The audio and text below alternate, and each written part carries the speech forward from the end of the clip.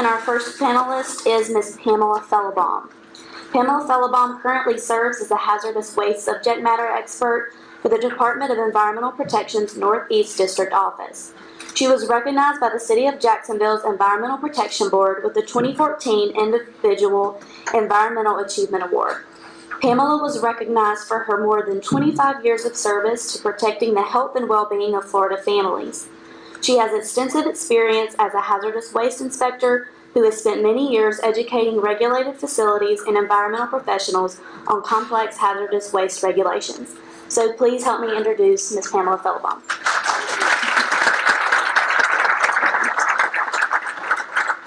Thanks. We were told to speak into the microphone, but Jim and I project so well, I think you'll be able to hear us. When they wanted somebody to talk about RCRA issues, usually some of you guys hear me talk about RCRA 101 and generators and LDRs and 26211, but I wanted to kind of show you some of the things that we deal with, because some of you guys see us all the time and you're thinking, oh, well, everybody labels their drums and everybody does it properly and everything is wonderful. And we do have some issues that we're dealing with, right now in this section. These are extremely recent cases, and I'm not going to tell you the names of the facilities, but I kind of want to go over a couple of things that when you hear about CERCLA and you hear about RCRA and you hear about Love Canal, you think, well, nobody does that anymore. Everybody does it right. Maybe there's a label that's not. Anyway, I've got some pictures. Pictures are good. So again, the background is RCRA. I'm a RCRA inspector. We have some RCRA inspectors here today. We have some new RCRA inspectors, like a month-old baby new RCRA inspector. The RCRA and the hazardous and solid waste amendments were before they were born. So that tells you anything. These are federal requirements. The federal requirements are in 40 CFR. So a lot of times when you hear us talk, you hear us say 40 CFR. In the state of Florida, I work for DEP, it's a state agency. We are authorized to administer and enforce the hazardous waste provisions, the federal requirements. We have been delegated in Florida, so we do the inspections, we may take enforcement, but EPA also may come down and do inspections and take enforcement. We don't delegate further down to the counties, but we also have some counties that would inspect hazardous waste facilities, and we do have some county folks here today. So it's kind of interesting that you've got state, federal, and local.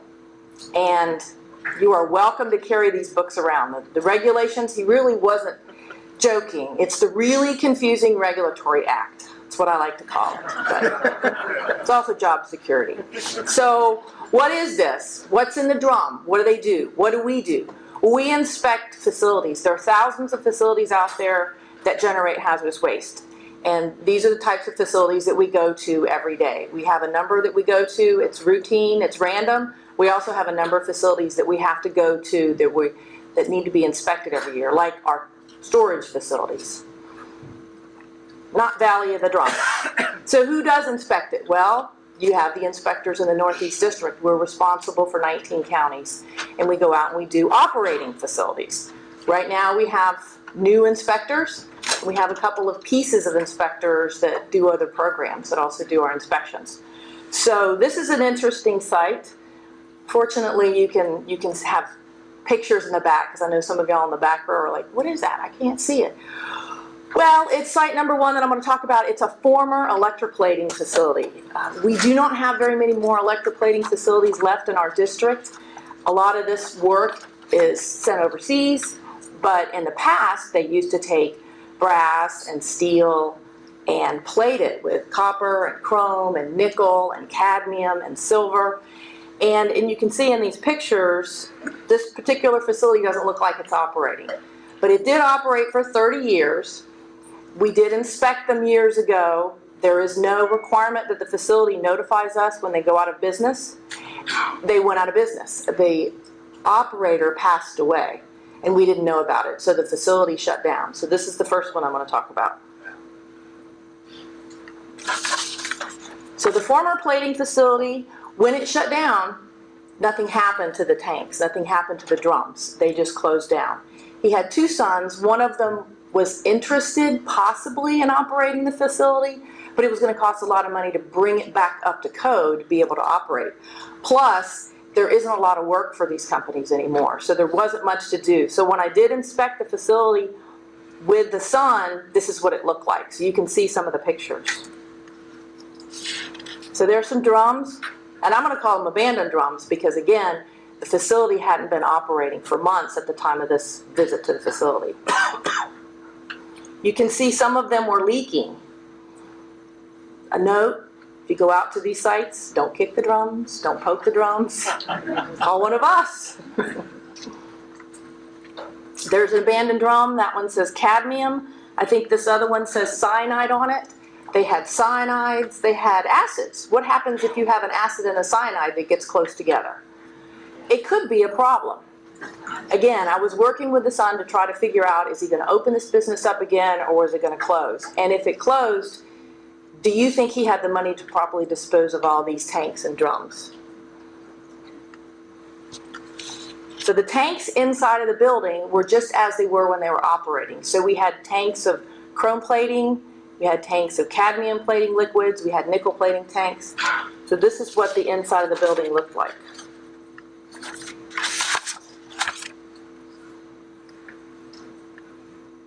This is what the outside of the building looked like. So we could tell from doing the inspection that there were releases inside of the building and outside of the building. And you can see that the ones outside of the building, we weren't sure whether or not they had overflowed. They also had floor drains inside of the building. So we didn't know whether or not any releases had occurred to city sewer. And we all know city sewer pipes never ever leak, right? Thing goes down the drain, it never leaks. So this is something else we had to deal with. And the jars of who knows what, and the fluorescent bulbs. Fluorescent bulbs were the minor issue at this particular facility. Just some more examples of pesticides, paints, bottles that we really didn't know what was in it. The other problem with this particular facility is we had had the facility do an investigation to see whether or not the site was contaminated. So sure enough, the site was contaminated. We had some particular things in both the soil and the groundwater.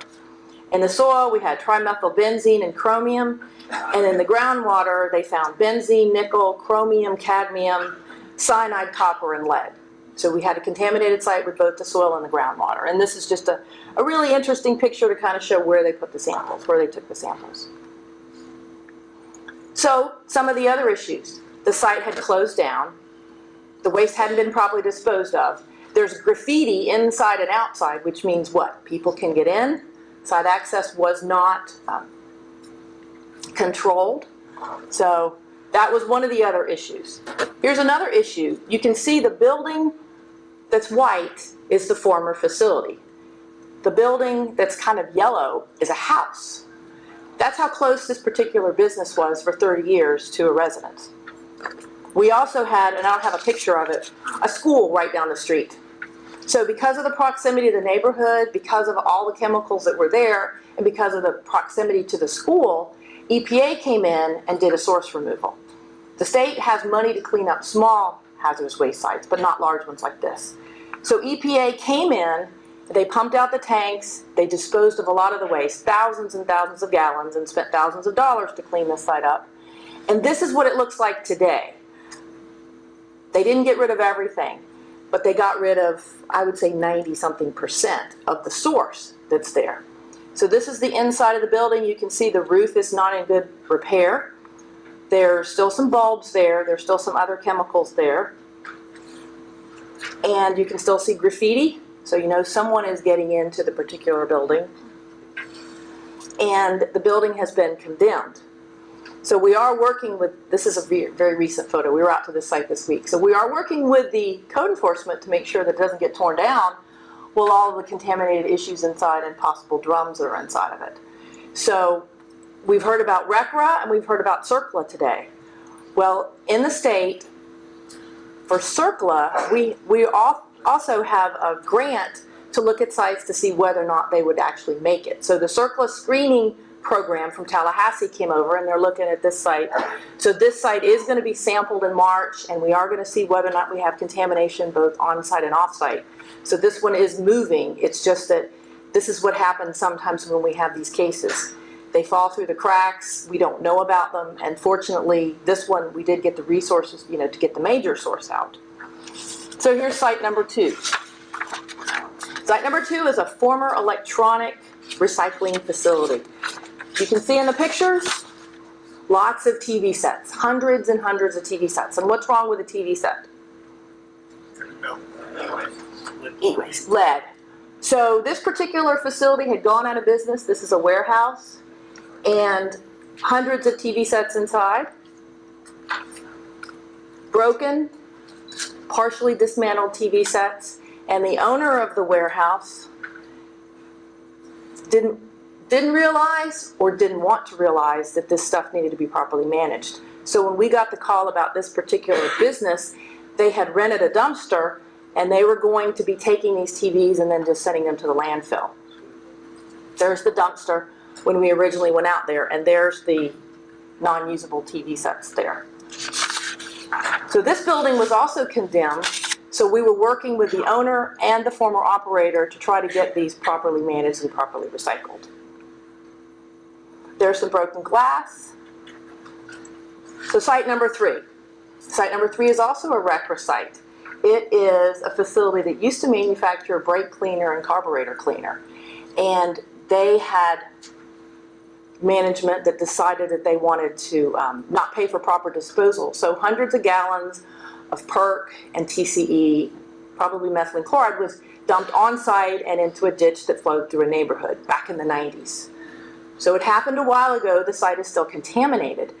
The problem with this one, and why I wanted to bring it up, is there are tenants in the building now that aren't related at all to the former manufacturing operation. They cut a couple of holes in the concrete inside of the building, and what's under the concrete was the contaminated soil and possibly groundwater inside of the building. There were no warning signs, and they hadn't been told about what they were doing inside of the building. So this contaminated soil was placed in another area of the building, and it was also placed outside. You can see that there, these large chunks of concrete. So this is another one we're working on, is the site was closed down. It was under active groundwater remediation. We were working with the permittee, but we didn't realize there were tenants in the building that were doing something. Unfortunately, again, we got a call on this one. So even though this is inside the building, you can see there's a groundwater treatment system. The tenant didn't realize that he was actually working inside of a contaminated site and doing that kind of work. So those are some of our issues, some of our challenges that we're working on. Thank you.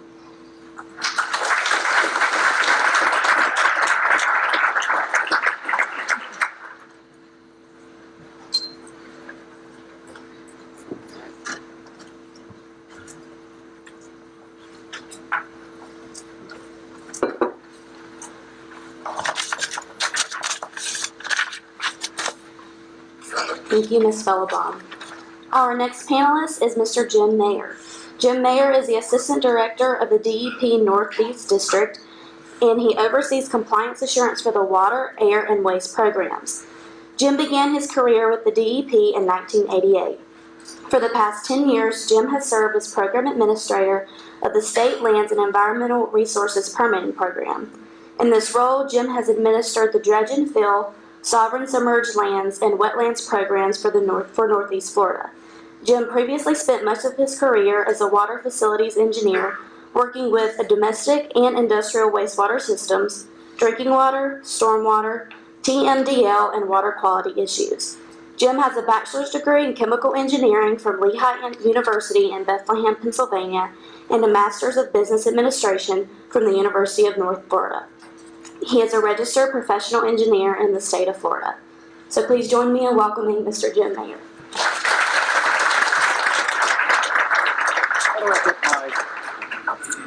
Let's see. Good morning, everybody. Good morning. I'm really excited that today's topic is RCRA and CERCLA. We work so much with it. It's a very, very important thing, and I think these are good times to be focusing on its importance. But for just a minute or two, I want you to set that aside and let me talk about another legal theory, and I will bring it around to the topic of the day in short order, okay? And that is the public trust doctrine. So what is that doctrine? Okay.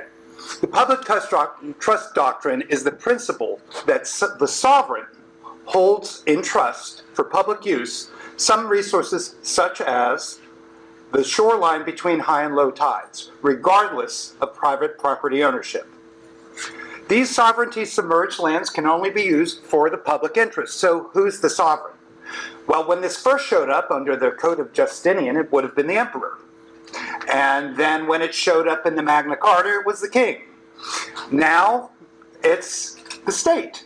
And this doctrine actually got into the Florida Constitution in 1970. So who's the state in this case? Who's the sovereign? Well, it's actually the Board of Trustees of the Internal Improvement Trust Fund. Who is that? That's actually the governor and cabinet. So what are these lands? These are lands that lie between the ordinary high water line and of navigable water bodies that were navigable at the time of statehood. So if it's a water body like the St. Johns River or parts of the Intercoastal Waterway and was navigable in 1845, it's sovereign submerged lands today. And it also extends out into the Atlantic Ocean for three marine leagues and into the Gulf of Mexico. And importantly, these are lands that have not been conveyed. Okay? Florida Statutes Chapter 253 addresses these sovereign submerged lands and their use. Most of the authorizations to use these have been delegated from the sovereign, from the Board of Trustees, to our agency, the Florida Department of Environmental Protection. So most authorizations to use these lands, my agency grants. But there's a cutoff for that. And again, the intent is to ensure maximum benefit of the use of these lands for all the citizens of Florida. And the form of authorization to use these lands, we want to give the least amount of interest necessary for the activity at hand. Okay, so what type of authorizations do you need to use sovereignty submerged lands? Well, if it's just a tiny little marginal dock, you get a consent of use by rule. You don't make application. No one's really looking at it. It's just part of what is authorized in law. You can get a letter of consent for activities that have limited impact. A single family dock, maybe a bulkhead, shoreline stabilization, or some emergency or federal projects that are time sensitive. Some of the bigger impacts that don't completely prevent other people from using that part of the water, such as dredging, bridges, pipelines, you get a sovereign submerged lands easement for. But the important point here is you're not blocking anybody from still using that. I can kayak over a buried pipeline. I can still swim where they've been doing some dredging, hopefully after the turbidity goes away. The most restrictive is a lease. You have to have a lease. If you are going to truly preempt this footprint, nobody else can go there. Okay, a marina that has 100 slips that they're selling to the use of. Unless you pay for that, you can't use that. So the general public is preempted from using that footprint. So you have to enter into a lease with the state. It's kind of like a landlord-tenant relationship. We call it a proprietary authorization. And you're probably going to be paying lease fees. And that lease fee might be a base rate based upon the square footage you're preempting, or if you're making money off of the private use of public lands, you're going to give a cut to the state, right? And that's as it should be. We also have temporary use authorizations to try to put a Band-Aid on and letting people get on with their work. If it's really time sensitive, faster, then I can do all the survey work and title work, etc. that would be required for a lease. And for some things we have a use agreement. Now, how do you get those? The board delegates most of it to us. You have to have sufficient upland interest. So if you don't own the land adjacent to that, you can't get it.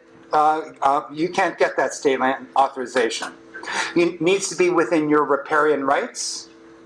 And you have to notice people. You have to let other people know you're going to do this so they can object. And there will be fees. And usually this is linked to a regulatory authorization that is designed to protect the resources. So, coming back to the topic of the day, what does this have to do with CERCLA? CERCLA authorizes federal natural resource agencies, primarily EPA, to recover damages caused by hazardous substances. And they may identify parties responsible for those releases. Now, this federal action must take state sovereignty into account. That can become a legal issue. So, I want to talk about one case in particular, Carnegie Chemical Company. They're on Talleyrand Avenue, just north of the Matthews Bridge, okay? They have been formulating and packaging pesticide blending, and they've been operating there from 1893 through 1978 by 4 different companies. And these operations resulted in various releases into the environment. And the site is currently unused and undeveloped. It's kind of a waste of this beautiful waterfront property right there along Talleyrand Avenue. Okay? This is their site plan. You'll notice that the waterward extent there is not quite flush with the land just north of it. Okay? That's open water. That open water is sovereignty submerged lands. Now, I mentioned earlier, these lands are only sovereign if they haven't been conveyed. If you had once built something out into the water before 1951, and we can show that, back in the day, that was considered a conveyance. And under the Butler Act, if you can show that you had a footprint there, you can then claim that land as now conveyed into private hands, and you don't need sovereign submerged lands authorizations. There was another act in 1975 that said if you purchased land that was filled over sovereign submerged lands by somebody before you, not you, but by somebody before you, then you can also get those lands, the title conveyed to you. But if that fill gets removed or it gets eroded away, then all bets are off, it reverts to the state. The Butler Act stuff, the prior to 1951 stuff, however, that's permanent. If there was ever a footprint on that and you can prove that, you get to keep it. Now, in addition to the Butler Act and the 75 Fill Act, there was a lot of conveyances by governors and legislatures of the past that sort of handed out these lands for economic development. That all stopped in 51. But there is a lot of lands like all through St. Augustine and Tampa and some in Fernandina that are privately owned submerged lands. And everything we're talking about here in the public trust doctrine is the private use of public lands. So if they've been conveyed, they're no longer public. Okay.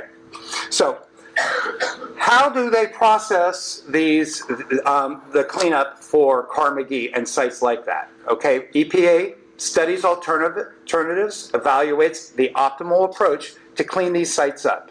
You're hearing about that in other presentations. Their findings, what they consider the best way to clean it up, gets captured in a record of decision, a ROD. They put that out for public comment. And since 2000, EPA has been the lead agency in charge of addressing, through the Superfund CERCLA cleanup program, this site. Okay? And in March 2000, EPA and Carnegie entered into an administrative order for a feasibility study, and that resulted in a 2008 record of decision. And what they said they were going to do is put a slurry wall out into the water. They were going to do site-wide capping, groundwater pumping, and a treatment and extraction. And this was going to be the preferred alternative for soil, sediment, and groundwater remediation. Okay? Now there is a whole lot of contamination that's in the sediments just waterward of that bulkhead. What are we going to do about that? Because that's sovereign submerged lands. Okay? So that green part there, that was all going to be backfilled after they put a bulkhead, backfill it and make that terra firma, where it once was open water owned by the people of Florida. Now the good part of that is all those contaminants would have been capped and covered and won't come back into suspension. But the bad part is that's 2.5 acres of public lands that are no longer owned by the public and people can't use. I'm not sure I would want to kayak right in that place, but I can't. That's the point. All right. So, where are they now? Since 2008, the Department of Justice actually won a very large lawsuit against Tronix and Carnegie and other companies that were involved in Tronix, and there is a multi-site state trust that has been well funded and can clean this up. But they have Department of Justice settlement money to fund this. But what are we still going to do about authorizing that cleanup that would cap those sovereign submerged lands? That's not the only option, and we've been in discussion with them. So how could we grant this authorization? We could maybe swap those lands for other privately held submerged lands. Jacksport owns a lot of them. There are other entities that could put these privately held lands up, swap that same footprint, and then it becomes a non-issue. If we were to cap these contaminated sediments under the water, I could give that letter of consent I mentioned. Okay, there's a provision for that, because you could still kayak over it. You could still, that would be a good thing, because then it would be cleaned up, it would be prevented from re-entrainment, but it would still be open water. Or we could do what's still in that record of decision, and we could put a bulkhead out there and then backfill it. But then I would need an easement because that's now completely preempted. That easement, the process for doing that is they would have to do an appraisal. The appraisal would be based upon how much valuable is that property if I grant this authorization. Well, I would argue the difference in the value of that property is going to be pretty substantial, because where once this was a dog unused piece of property that is contaminated that people don't want to go near, now it's waterfront property that's been cleaned up and ready to go for business. I would think that would be a pretty big jump in value, and that appraisal has to identify that. And then the cost for the easement to the state is going to be based on that appraisal. That's going to really add to the cost of this cleanup. And yet it's still on the table. We have to take a look at that. If they were to have come completely further inland and done a bulkhead that kind of follows the coastline there, or the shoreline there, maybe comes out a good 10 feet and then tapers from there, I could give a letter of consent for that. But to actually fill 2.5 acres, that's going to need an easement, and not one I can grant. That one has to go to the Board of Trustees, because it is above the thresholds of delegation. They're going to have an agenda item before the Governor and Cabinet, and it's a pretty expensive process, but that may end up being what is best for the site. It's still under discussion, but there was a final record of decision that does identify that as the remedy. We now have to crack the nut of how do we get the public trust doctrine satisfied in this CERCLA cleanup. And I think that's my time.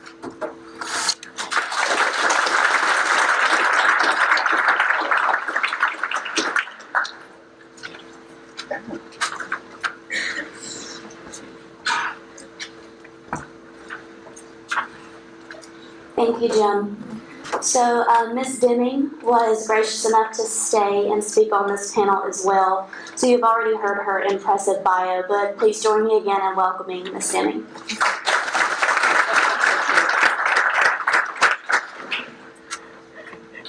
Thank you. Now, I'm transforming my guise, however, in this particular segment. I am now the head of the Environmental and Earth Law Clinic at Berry Law School in Orlando. So I left private practice and then started teaching in academia. When I came to Berry to set up the clinic, they actually to recreate a clinic that had been there. Berry has had a long-standing commitment to environmental and earth law, which means, writ very broadly, that the earth itself also has rights, in addition to the protection of the environment.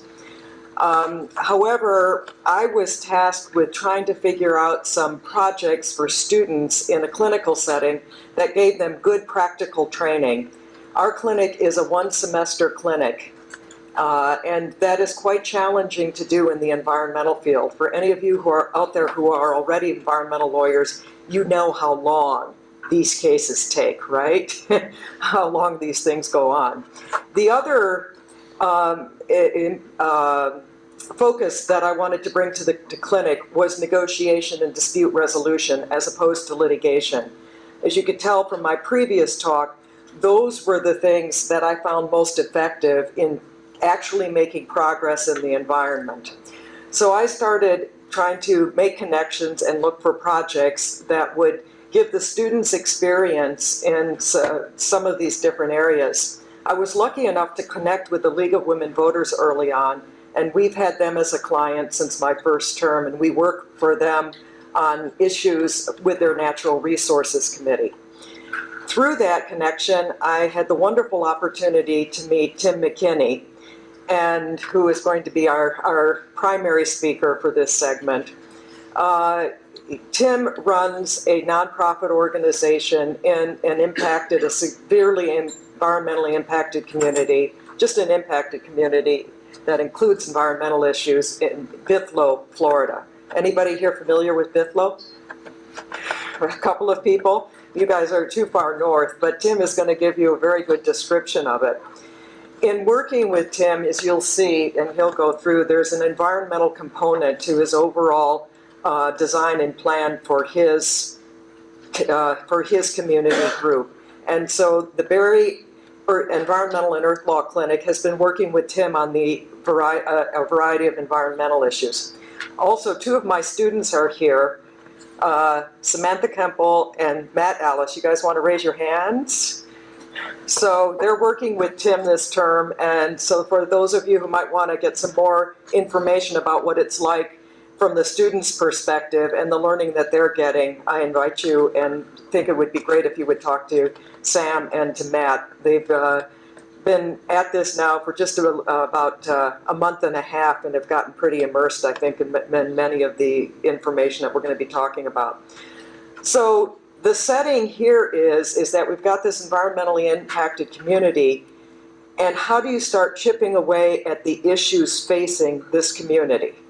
How do you start? Who do you start working with? It's an impoverished community. There is no PRP. And there are some different issues. So I'm going to turn it over to Tim because this is where we started. Tim's going to talk for about 20 minutes and then I'll come back, okay? Thank you, Rachel. This is usually the time where Rachel reads a disclosure that says that Berry Law and its partners and this law school is not responsible for anything that I say, because sometimes I get a little bit not politically correct. Let me give you a little bit of background, though, on me. About 7 years ago, after unexpectedly taking care of my great Aunt Dorothy from the time she was 92, she was diagnosed with that she had 3 months to live. She had emphysema and dementia. I invited her to move in with me so that she wouldn't have to go to a nursing home and a manicure, a pedicure, and a pacemaker later, and she lived almost 4 more years. So that completely and dramatically changed everything about my life. I had a successful business, a limo, a driver, and lived a whole different lifestyle than I'm living today. And at the end of that 4-year experience, I was completely financially, spiritually, and bankrupt and exhausted, and was really trying to evaluate what the next steps were for me.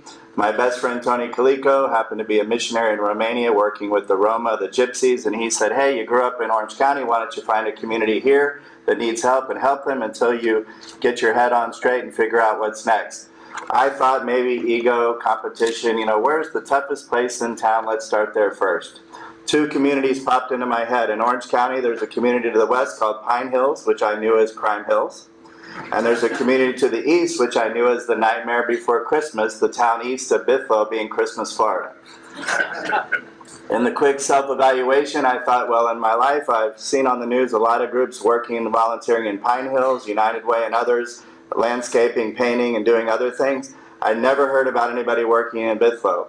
I said to Tony, I think I'll drive out to Bithlo, Florida, which I had no connection to in my whole life, and see what's going on there. He said, we know a pastor there. Why don't you meet with Pastor Frank and see what's happening? I drove out, talked to Pastor Frank, and the things that he really rolled out for me really blew me away. Now, we in Orange County, we're blessed to have the #1 tourist destination in the world, the happiest place on earth, Disney World.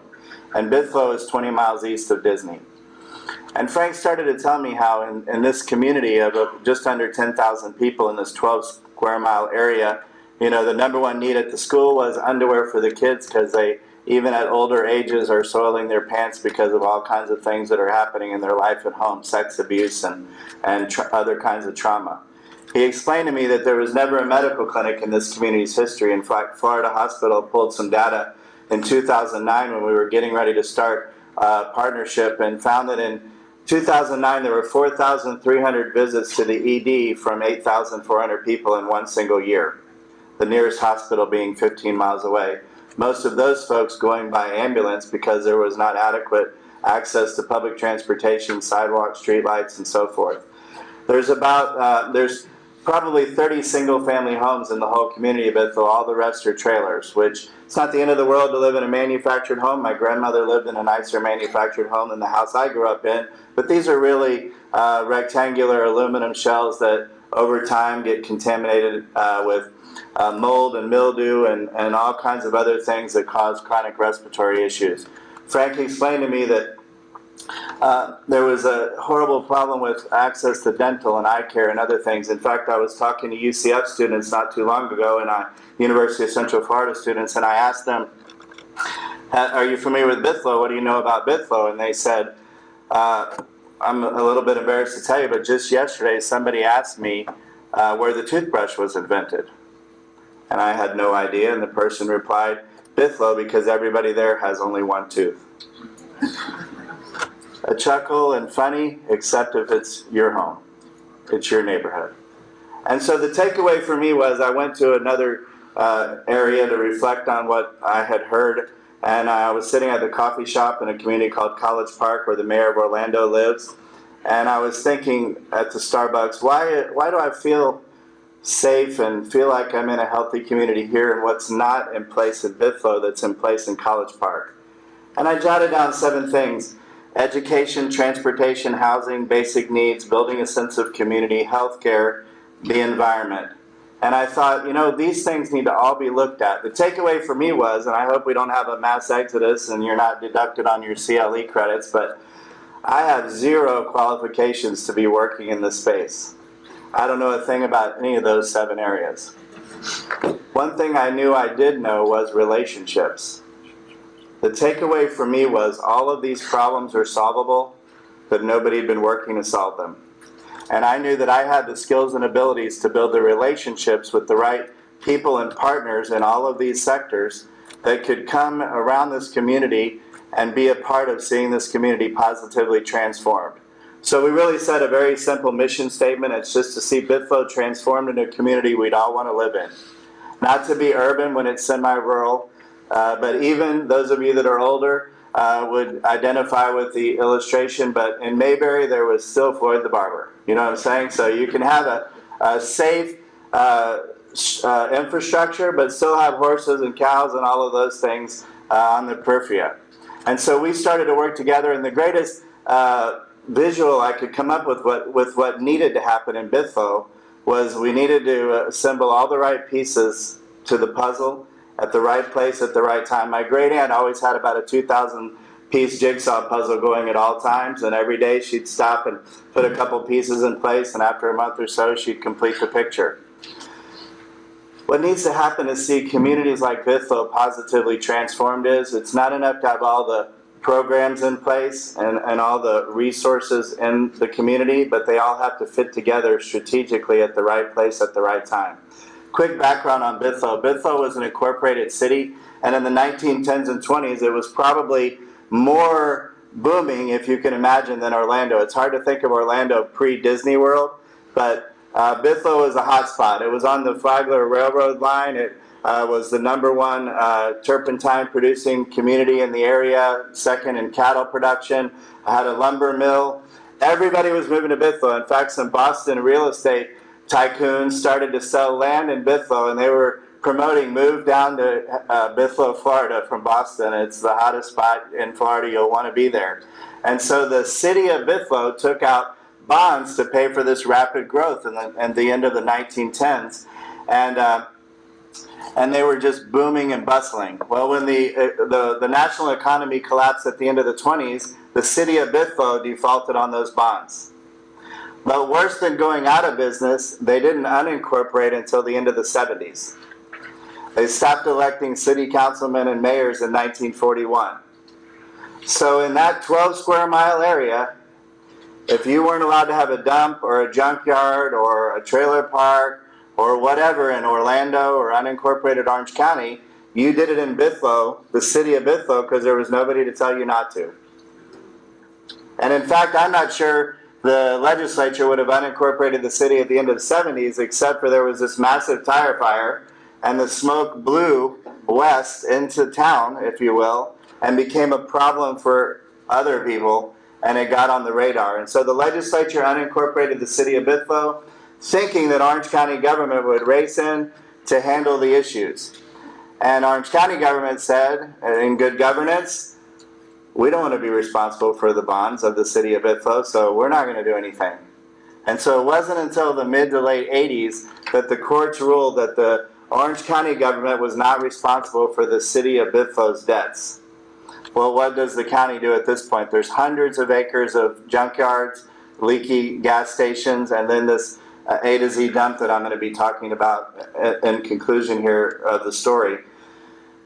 They just basically put zoning over Bithlo as if it were a blank field. So in the middle of a junkyard might be zoned a school, in the middle of the dump might be zoned a church or a residential, and I guess they thought over 500 or 600 or 700 years, things would work themselves out. That's fine and dandy, except 10,000 people live in and around all of this mess.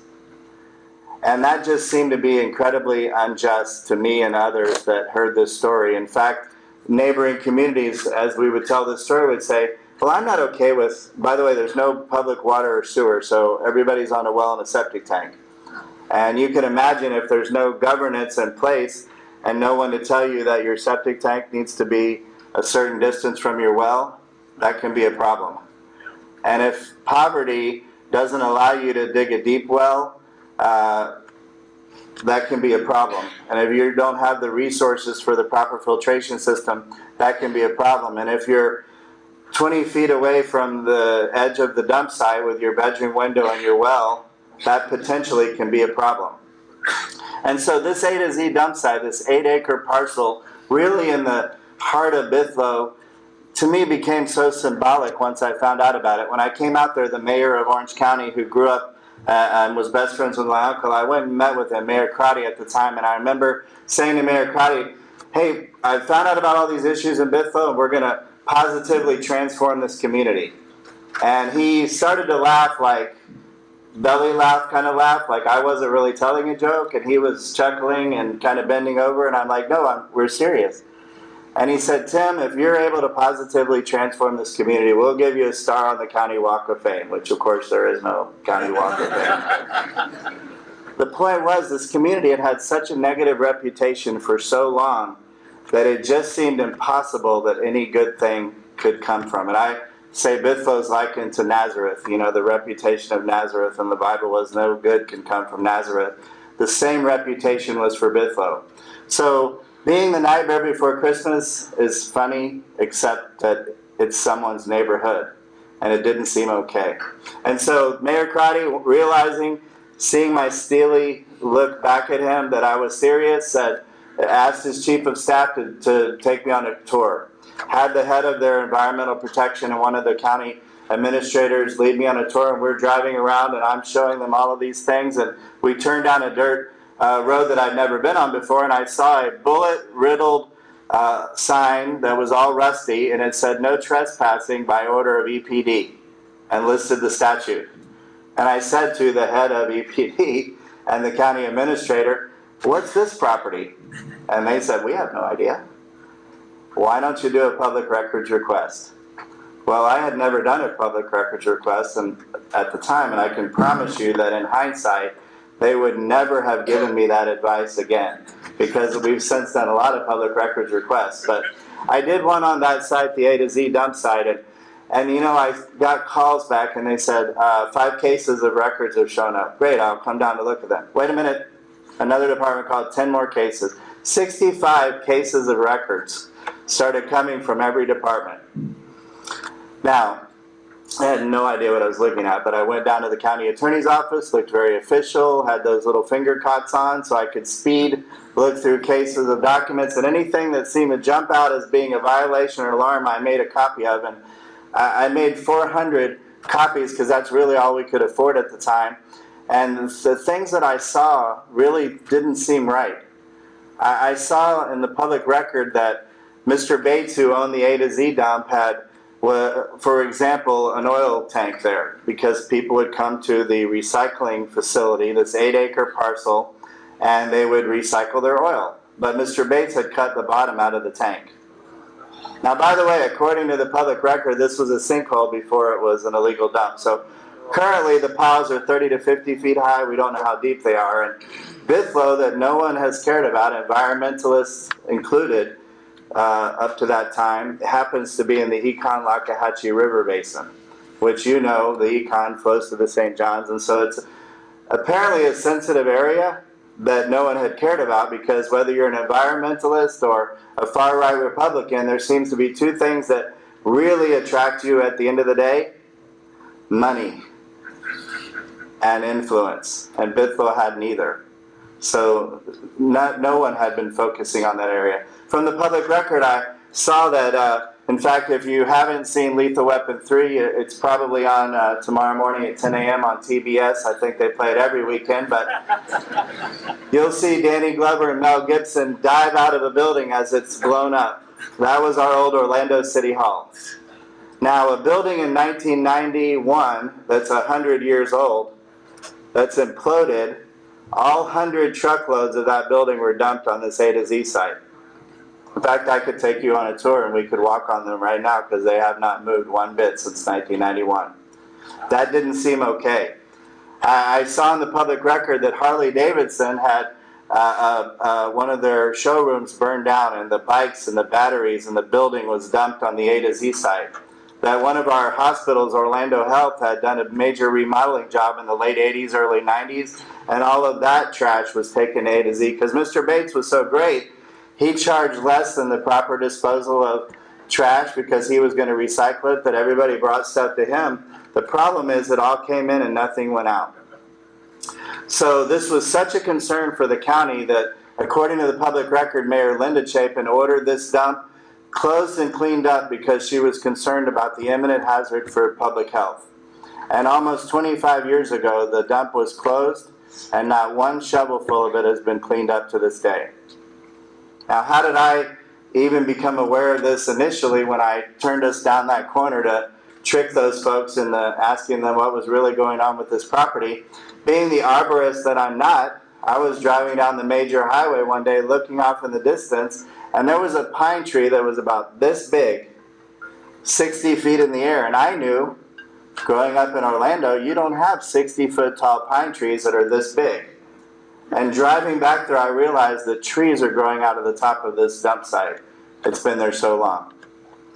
In the public record, an elderly lady's handwriting, she pleaded with the county commissioner to come out and take a look at this site because every morning when she woke up, there was ashes covering her car and the trailer in the yard. Likely asbestos back then. I mean, all of this stuff just seems so unjust and unacceptable and not okay. And the fact that we have a former Surgeon General that lives in Orlando, Dr. Novello, and she came out there early on and she educated me, because I know nothing about any of these areas, that bones are teeth. Actually, I probably did remember that from school. But because of the metals in the water, it depletes the calcium, and the likely cause of these serious dental issues is the built environment that the folks are having to grow up and live in. I thought that probably the reason that a lot of residents are not able to get past the 9th grade and there's such high illiteracy was poverty. We may find out eventually that it's really related to some of these issues that affect your most formative years. What's the bottom line on all this? The non-academic reason that I'm standing before you is you guys do have the expertise. You do know what you're doing. You do have the ability to solve problems. I love working with Barry Law because these students in just a few years are going to be out somewhere making the big bucks. And it's my hope that as a result of being a part of this transformation effort and working on this very critical piece, which is the environmental cleanup of this badly ignored and overlooked community, that they will then in their professional career always want to give back just a little bit. You know why? Because real people's lives depend on it. It's one thing, the presentations have been so informative to me. I've enjoyed so much getting the data and the stats and the statutes. But we can never forget that our work is so important that it actually has the effect to change and alter human destiny. We opened a private school called Orange County Academy to try to affect some of the toughest kids and figure out how we could succeed with a population that was not succeeding. And every time I look at one of our kids, I can't help but wonder, what if my single mom had raised my little brother and I just 20 miles east of Conway, where I grew up? If through no other thing than the fact that I have a pretty decent smile, how very different would my life be? I had the president of Bank of America out for a tour, and I said to him, John, would you hire someone that only had one tooth? And of course the answer was no. The reason would be some other reason for not hiring that person, but that was the reality. So the work of Barry Law, the environmental clinic, is so important to the work that we're doing because now we have a legal team that's working on solutions to problems, and that I believe that one day Bithlo is going to be a healthy place to live because of this collaboration. And this is a great contrast to the early days. Those public records that I did, those 400 pages, I actually had them put in notebooks that were like in binders this thick, like 3 or 4 pages per binder. And I would go into meetings with county officials and state FDEP, and I would hold all these notebooks, and I would carry them in, and I would flop them on the table, and I would line them up with all these decades worth of materials, and I would fake it till I made it because I didn't have a clue what I was talking about. It's so marked the difference that I've seen since Barry's partnership and since they've come on board with the environmental clinic, because now I literally walk into the room with a legal team, and no longer is the community of Bithlo, those 10,000 people in that 12 square mile area, no longer are they ignored and overlooked because Barry Law cares about their issues. Thank you.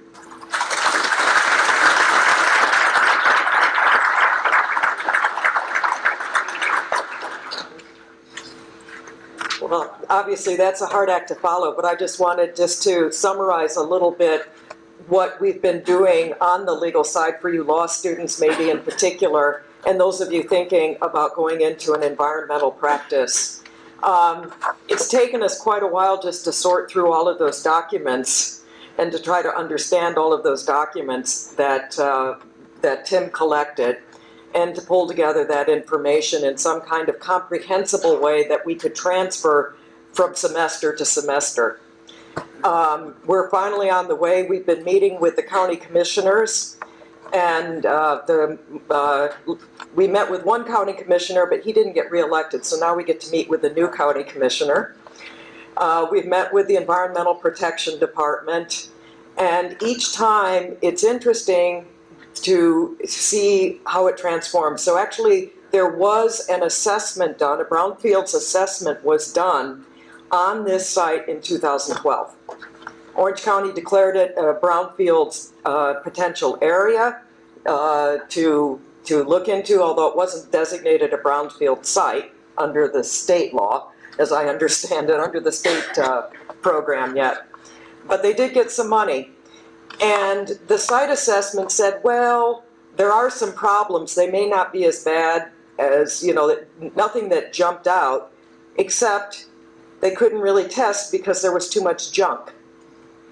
So the testing didn't really go down far enough. There was a lot of exceedances of metals, but not, high ranking metals. But you can hear what's happening to the water there. And these houses that are probably, have well screened in the shallower aquifers. So we've been attacking it from a couple of different ways, trying to talk to both the state regulators and the local regulators about saying, okay, there's no money here from a PRP. We don't have anybody to pay for anything, but this is a community blight, and it affects the community well-being. Tim has done an amazing job with transferring some of the buildings, and this is his plan for Transformation Village, which has been in process. He's happy to take you on tours, by the way, and they're great tours. But he's been transforming it, and what you see around this little area where he's transformed is that the houses around them are starting to transform. And then you've got on the other side of the dump a medical clinic that he got Florida Hospital to work with him to put in there. And there's a dental mobile trailer that comes in now regularly. Lynx is out there now. The public transportation goes to Bithlow. So there's a whole sense of things changing there, and there's this dump in the middle of it. So that is our challenge that we're currently working with, and Sam and Matt are all fired up to take it to the next level this term. Thank you.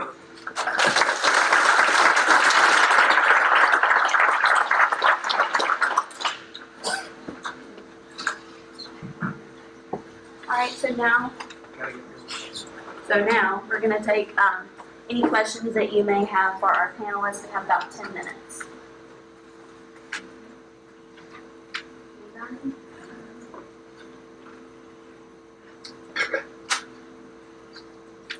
Could I add as a starting point? I forgot while they're taking the mic back. I forgot to mention that in the public records, I did find the county attorney's handwritten notes on the inside of the file folder when he was litigating this case to get the dump closed. And he wrote in his own handwriting, key, K-E-Y, colon, underlined it with a star. We would foreclose on the lien. The county was assessing a $250 a day fine for a fire code violation for over 20 years. He said, we would foreclose on the lien, except we don't want to assume liability for contaminated water. And so who's been assuming that liability for all of these many years? The residents of the community. Did someone have a question for you? I didn't know if y'all had looked at EPA brown building and grants that goes around assessment. That's something out there. We not cover all of it. EPA brown. Yeah. What we've had, we're into our third iteration of an application, or Tim is, because it wasn't accepted the first 2 times. Anyone else have any questions? You talked about bid flow. Are you identifying any other infection places that might have similar issues or something like that? Yeah, so we won the Nova Award from the American Hospital Association in 2015 for this, what they call in the healthcare world, place-based population health approach. And so yes, we're working to duplicate this model built on relationships and not programs, and to figure out if we can actually solve poverty in our toughest communities versus just treat the symptoms of poverty. Any more questions?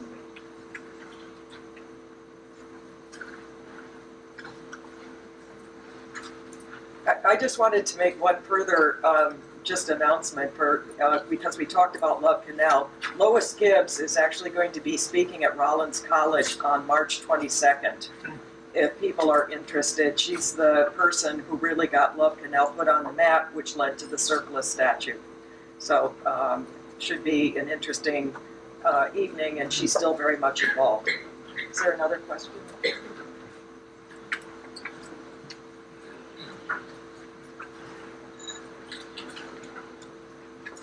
Mine isn't so much a question as a comment, and that gentleman at the end who spoke. I think that your comment, your story, and the path you have taken has done more for the environmental cause because it presents a nonpartisan issue of how working collaboratively can get things accomplished. And if that's the course of action, then great things will happen everywhere. And I personally think, because I'm a resident of Florida. I appreciate that.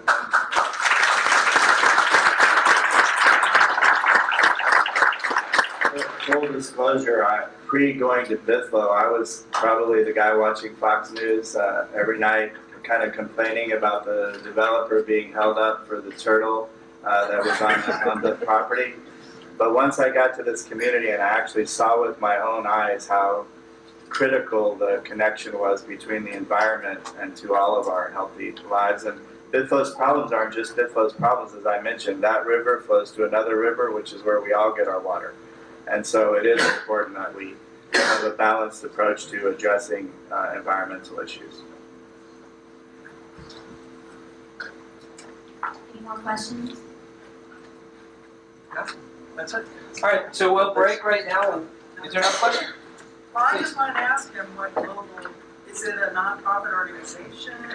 Yeah, so it's a 501c3, and as you see on the, well, as you saw on the earlier slide, we're kind of like the coach of the team for this transformation effort. So we're bringing together all sectors strategically to make sure we plug in the right pieces of that puzzle that I talked about. So we're a not-for-profit organization that's kind of coaching this transformation effort.